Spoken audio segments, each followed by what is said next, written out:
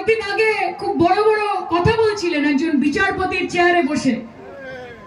এখন বুঝতে পারছি যে যতগুলো রায় ওই চেয়ারটাতে বসে দিয়েছেন তার আগে গোমূত্র দিয়ে মুখটাকে গার্গেল করে নিতেন, গার্গেল করে দিয়ে তারপর একটা একটা করে বাণী দিতেন, বিচারের বাণী। এবং তার জন্যই আজকে বিচারের বাণী নীরবে নিভৃতে কাঁদছে। ধিক্কার আছে। এরা মানুষকে বাঁচাবে? এতদিন আপনারা মানুষের বিচার করতেন, এবার মানুষ আপনার বিচার করবে। দেখুন সেই দিন দূর নয়। মানুষ আপনার নামুন না মাঠে, আসুন খেলুন। তৃণমূল কংগ্রেসের ভয় পাওয়ার দরকার নেই, কারণ আমরা 365 দিন মাঠেই থাকি, এই মাঠেতেই খেলা হবে। নামুন।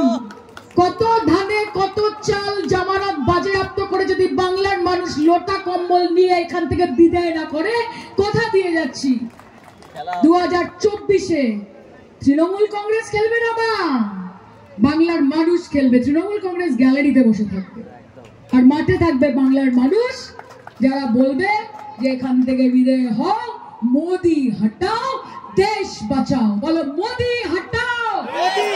হাত তুলে, হাত তুলে, অধিকারের জন্য হাত তুলতে হয়। বলো মোদি হটাও, মোদি হটাও, মোদি হটাও। শাইনিরা যারা সবে নতুন রাজনীতি কাকে বলে চিনতে শুরু করেছে তৃণমূলের চশমা পরে, আমি তাদের উদ্দেশ্যে কোনো খারাপ কথা বলবো না।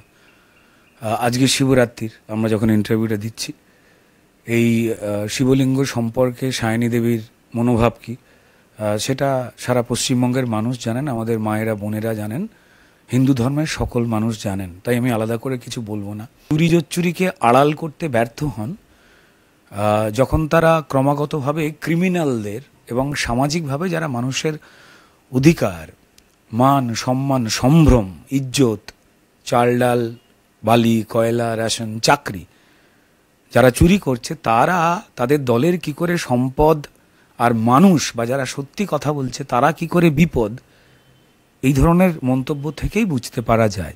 মূল বেসিক্যালি পছন্দ করে শাহজাহান, অনুব্রত, চালচোর বালু, এই ধরনের, কিংবা ওই মমতা বন্দ্যোপাধ্যায়ের কথায় তাদের গর্ব বোমবাদা বিধায়ক শওকত মোল্লা, যাকে তিনি আবার জেড ক্যাটাগরি নিরাপত্তাও দিয়েছেন। যিনি বললেন বোমবাদিস, তিনি জেড ক্যাটাগরি নিরাপত্তা দিয়েছে। আমি বলছি না, মানুষ জানে।